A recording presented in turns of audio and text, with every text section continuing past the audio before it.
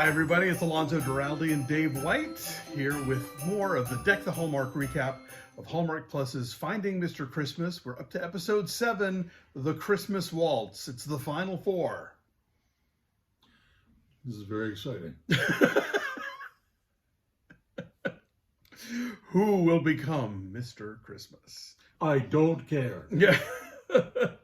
Yeah, you do, because you're the one who's got to recap, or you got to review. I would like to ask you a Happy question. Holidays with Deck the Hallmark. I have a question for you. Shoot. Why do you think it matters to me who stars in the films with the doggies? I never remember the people. That's fair. They don't matter. Yeah. I'm not saying that these guys on this show don't matter. Yeah. I'm saying that Hallmark movies don't matter. And that this particular one that I'm going to be watching, I chose because it has little doggies in it. Okay, now you have like nicknames for all the Hallmark people that aren't their actual names. Don't you go outing me about this. No, but what All right. will the winner of this show be known as forever? I don't know. Okay. I haven't decided yet. Okay. Depends on who wins, I guess. So we're down to Elijah. If you were watching this and you have been in a Hallmark movie, we aren't talking about you. No. No. The other ones. I'm very respectful all the time, at home and in public. These aren't disparaging nicknames necessarily. They're just A couple of them are. well, okay. Yeah. Anyway, so we're down to Elijah, Hayden, Ezra, and Blake. Yes. So first is the little artsy crafty competition where they are in teams of 2, and 2 of them have to put blindfolds on, and then the other 2 guide them to find all the pieces of their styrofoam snowman to put together.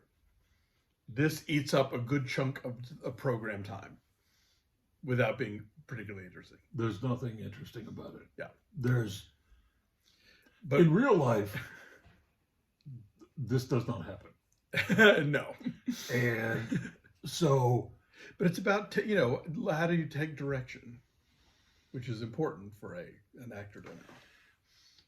okay, yes, that's true. It is important for an actor to know how to take direction, but they will never be asked on set by a director to decorate a snowman blindfolded. You don't know. Direction on a film set or television set is about movement and, emotion and, human things. Well, look, I would not put it past Hallmark to make a movie where somebody has to assemble a snowman while I'm not blindfolded. saying that might not actually have to happen in a Hallmark movie. Fair enough. Because there's always, what was the thing? A strudel competition? A strudel fest. A strudel festival. You have to put one of those on.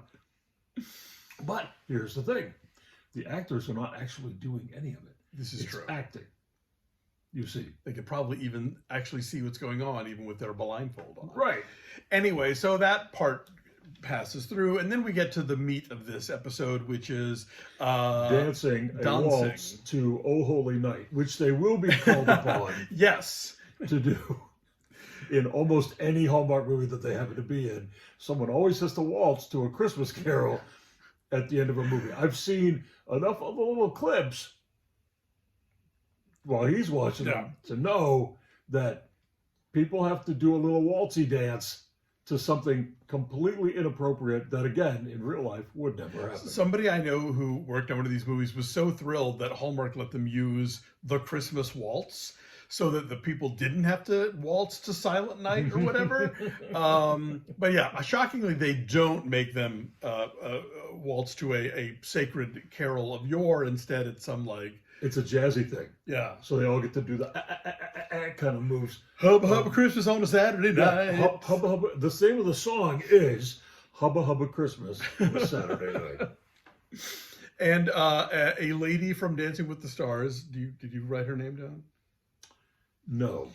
She's an Emmy-winning choreographer, according to she has an Emmy? According to Jonathan Bailey's introduction, yes. Good job, well lady done. from Dancing with the Stars. So she comes on and coaches. I'm sorry I don't know your name. I know, I do we're not watch sorry. your television. She coaches the quartet in this dance, which they all have to do. But first, they're all surprised with the appearances of their sisters, or in the case of Elijah, pregnant wives.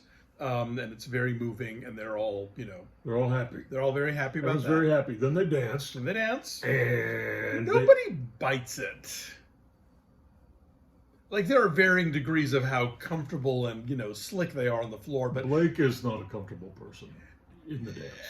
fair enough. But like he doesn't like really. Hayden is a little more comfortable. Yeah. Ezra is very tall, so like he gets away with just whatever. Elijah is the best dancer. Yeah, Elijah has a career of being a singer who moves. So even though these are different, he says, I'm slow at really learning choreography, but he gets it. And like he's that. very calm about it after he says, it's in God's hands. Like who's really paying attention what? to the outcome of this show. I bet God is busy Maybe a little bit. doing something else besides thinking about who's going to win Finding Mr. Christmas. Melissa Peterson makes a point about Ezra that's actually true, which is that he's a lot looser limbed than you would imagine for a tall guy. Sure. He has kind of a dexterity on the floor that kind of brings to mind when you watch like old clips of like when Buddy Ebsen was a dancer. He was the original Tin Man in The Wizard of Oz before if you're watching the makeup this right got, now, you need to understand who Buddy Ebsen was. He tap danced with Shirley Temple in films in the 1930s. He was supposed to be the Tin Man of The Wizard of Oz, but he was allergic to the makeup. And then he became Jed Clampett on the Beverly Hillbillies. And then Barnaby Jones. And then he became Barnaby Jones on television of the 1970s. Yes. So anyway. So now you know. I'm getting a little bit of... When Alonso throws out cultural references that are most of the early likely, 20th century. Most usually known by people of the greatest generation. Anyway, it's a compliment, Ezra. Yeah. And you pointed out, and it's absolutely true. Like if you were looking at if you weren't listening to these guys talk or watching them dance or watching them act, and you just saw their stills, their headshots, like Ezra has that. He looks like handsome a guy Hallmark just, like, guy thing into a going Hallmark on. movie. Yeah. But we're pretty sure we're going to double down on predicting. We think Elijah's going to win. Elijah yes. should yes. win. Yes. If this is about like who's ready, right? Who's ready? Yes, on day one, Elijah. And if he doesn't, but Ezra is the tallest. Yes. If he doesn't, therefore, is the one to beat. If Elijah doesn't win, obviously he's got lots of other opportunities before him, and the other guys I think could all maybe get an acting coach and develop what they've already got because they've all learn what you don't already. They're all bringing something to the table at this point. So I'll tell you what I would like no one to bring ever anywhere. What's that? The shiny jackets. Ooh. Yeah. They obviously wardrobe did this to all of them, but all four of them in the dancing moment had on either like shiny suits or a shiny like jacket or a shiny tuxedo kind of jacket. Mm-hmm. Those kind of clothes are like dazzle camouflage. Like you take your face away from paying attention to what they're doing, and you're actually just sort of looking at the clothes, the fabric. But the shiny suit is a particular vexation for me because I can't stop staring at the way the light is like bouncing off of it. It's like when a car is driving in your direction at night and they got those big halogen lights on, but it's like right at your level of your face because it's an SUV and you're blinded and you can't see anymore and you crash your car and you wind up in the hospital.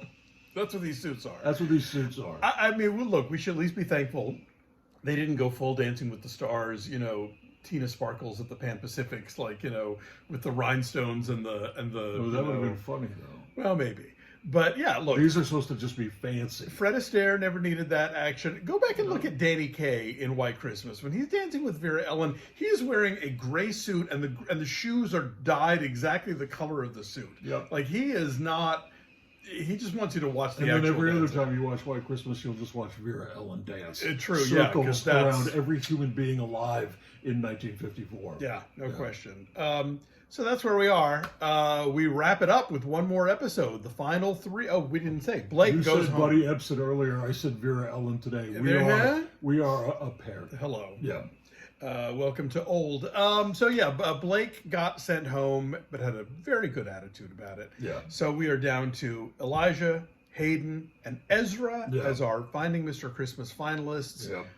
This Thursday, we'll find out, and we'll try and get a recap to you, sooner than usual, because obviously everyone's going to be dying to know about our thoughts about the whole process. Yeah. So anyway, thanks for watching, and Merry Christmas.